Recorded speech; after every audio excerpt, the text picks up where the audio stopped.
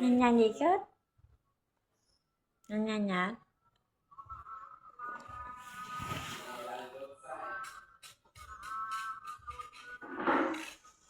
Chơi nhầm bài luôn anh tiết à. Căn này sụp buồn mà các. Hắn hắm ôi bà cài mà cái nhầm bằng chất ó nè. Ai mong vậy. Nhanh nhỉ kan? Untuk nhắm tết.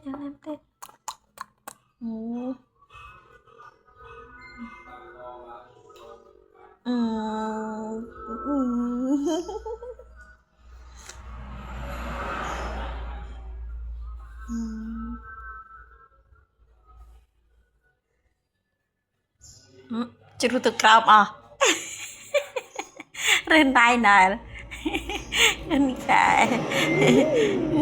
Đi châu cây trời để chạm mình á. Mình chạm mặt. Trời đã sạch không vợ ơi. Nhanh gì kết. Nhanh nhỉ. Vâng. Nhanh nè. Mắm. Ngầm nhâm. Ồ nhâm hết chứ. Bạn sâu đồng khan á.